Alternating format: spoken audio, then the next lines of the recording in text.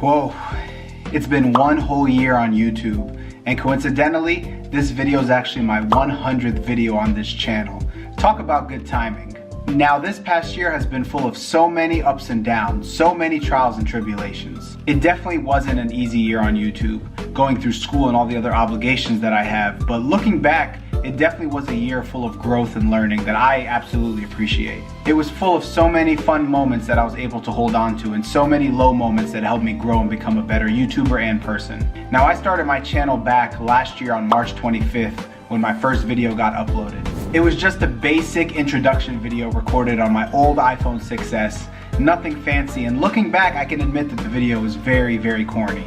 But I enjoyed the process because it actually got me to start thinking outside of the box and coming up with something creative and just having a fun time editing this video and putting it together and using effects that really turned out to look very cheesy. However, shortly after that, my first real content was when I traveled to DC and started recording some travel vlogs. I was going down to DC for a Muslim mental health conference and figured it would be a good time to take the camera along and actually start creating some content and learning the process of YouTube vlogs and just editing in general. At that time, I really didn't have a real plan for my channel.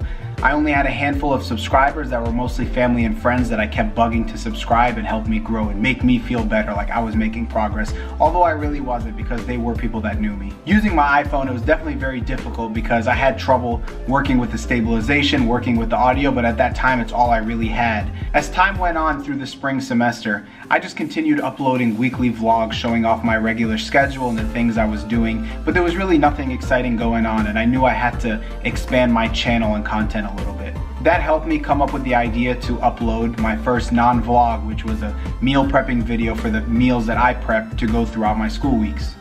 After that, I realized it was actually a lot of fun doing different videos, so I started doing other things. One of them being a Kanye West tweet reaction. It was around the time that Kanye was kind of going crazy on Twitter, like he just came back and started tweeting a bunch of random things, and I thought it was something different, a reaction video. I was only doing vlogs and I made one meal prep, but it was something that I wanted to try out and see if I enjoyed. But after I did that video, I realized I really needed a camera, and that's when I purchased my Canon G7X Mark II, and I got the creator kit. That came with a Manfrotto stick, it came with an extra battery and some accessories that I would have needed anyways. So it was definitely a good investment for me, and it really helped me get the ball rolling on creating better content and just having better quality videos overall. Because of that camera, I recorded my first unboxing video, and at the time I realized unboxing videos were pretty fun, but only if I can actually afford to purchase new things. With the camera, I recorded my first Get to Know Me tag. At that time, I was starting to gain a couple more subscribers, and I figured it would be a good way to let my subscribers know more about me and just understand who I am as a person. In the summer, I went to Baltimore to spend time with my family for Ramadan, and I started creating some more vlogs that were a little different than what my channel was used to. With my time there, I created my first cinematic montage from a hike that I went on with my brother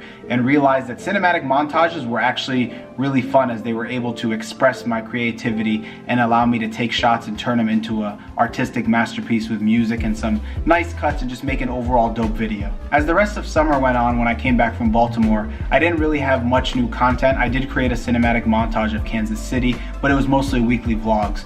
However, at the end of summer, I traveled to California for the first time in my life and got to go to San Francisco for the APA conference. And if anybody knows me, they know I hate going out and exploring, but having a vlog camera really inspired me and motivated me to go out more than I normally would have to get good content and just create better videos overall. I got to visit Alcatraz, which was a place that I've always wanted to visit since I was a really young child, seeing it in movies and just knowing the story behind Alcatraz and the prison itself.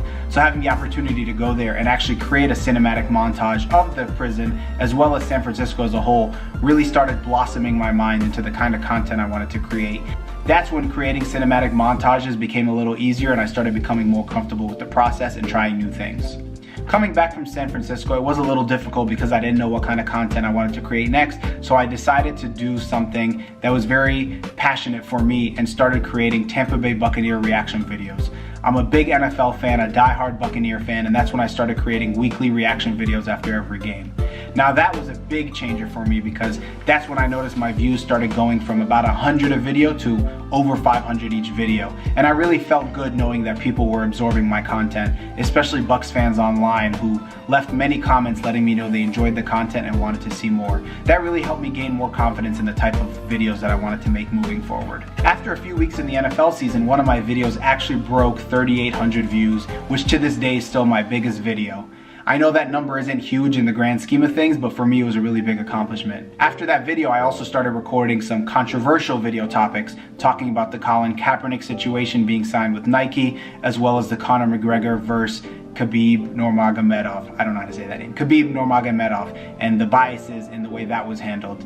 That Khabib versus Conor video actually got me another 1,500 views, and after having 2 videos break 1,000 views, I really thought that I had YouTube figured out and that moving forward all my videos will be big because I cracked the code. Unfortunately, that was not the case, and the YouTube algorithm was much more difficult than I anticipated it to be. As the semester went along, I continued making Bucks reactions videos, and I cut down and eventually stopped vlogging because my schedules were so busy and the vlogs were not good at all. I didn't want to sacrifice the content just to put stuff up, so I decided not to vlog at all. Not vlogging allowed me to open up my horizons and make more videos, so I started making reactions on TV shows and doing other videos that meant something to me. I made a planner video where I was showing off my technique on how to use your planner and plan out your week, and also created a video for beard care. Right now my beard isn't looking the best, but at the time my beard was lined up, it was a little bit longer, and that was a video I really enjoyed because I know through my time growing a beard, I definitely watched a lot of videos and seen the products that other individuals use. One big thing for me was making videos on how to get into a PhD program, how to interview, and just what to look for when applying for schools. That was very important to me because, as you know, I am a PhD student and I felt it would help other people. At the time when I was applying, I did not really find too many resources, so I figured I might as well help people who are kind of going through the process, and will continue going through that process as years come. With that expand of content style, my channel really wasn't growing, but I had to become more comfortable with understanding that channels don't grow overnight and it just takes a lot of dedication and hard work.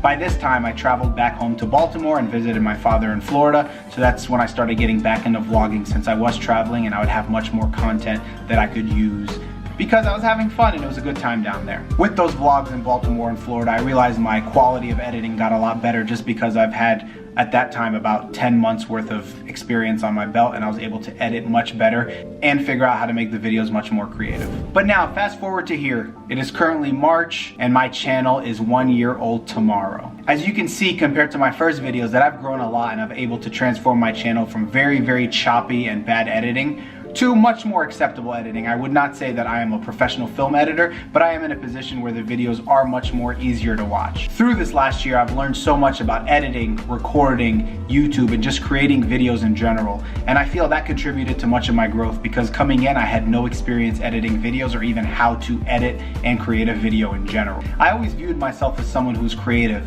but I always had that oppressed. I never found the appropriate outlet for me to express my creativity. And I feel that YouTube gave me that platform and opportunity to do things that I enjoy my way without having any real rules upon me and just creating the kind of content that I want to create. Currently, at the time of this video, I'm at 262 subscribers, and I know that's a very big disappointment compared to the goal I had prior, which was 1,000 in a year. However, looking back at how the year went and the quality of my videos and the people that are subscribed, I think that is a great accomplishment. I know it's not as big as some other people do in less time, but for me, knowing that I have 262 subscribers who are engaged with my videos, watch my videos, like and comment, that means much more to me. With that being said, looking back at the last year, I definitely had to manage my expectations on my channel and work with my confidence. It's so easy going into YouTube thinking you're going to have a giant channel and get so many subscribers with doing no work. And the confidence really plays a role.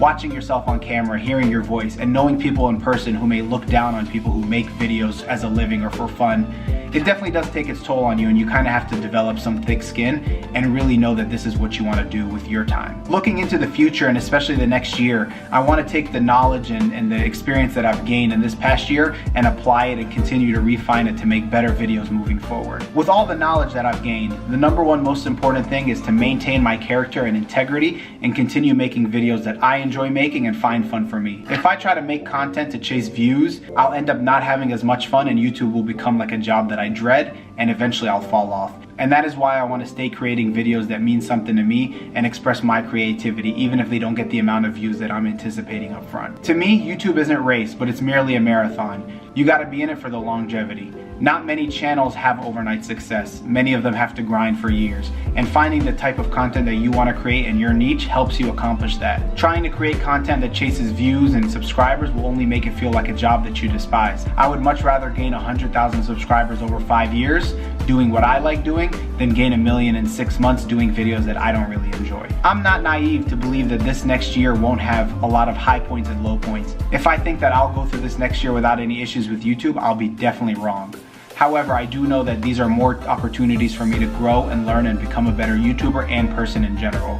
I just gotta take them in stride, take them to the chin, and continue pushing forward and creating more content. So with that being said, thank you very much to the 262 of you who have been here through this journey as I find my way through YouTube and find a space for myself. And if you are not subscribed but somehow managed to stumble across my video or this channel in general, thank you very much for watching, and nothing would mean more to me than you subscribing and helping grow this channel and becoming part of something bigger. This is only the beginning of my journey, and the best is yet to come, because as I continue improving my skills and upgrading my equipment, the videos will only get much better, much more interesting, and much more fun to watch. Just know that I won't stop until I have one of the strongest and biggest families on YouTube. I know that's very cliche to say, but I really want to gain a base of subscribers that are really engaging and really enjoy my videos, so I can interact and build relationships with my subscribers through that. I also hope that you remain part of this journey moving forward as we continue to grow and expand this channel. So, before I end this, let's bring this year in and make this coming year much stronger than the last one.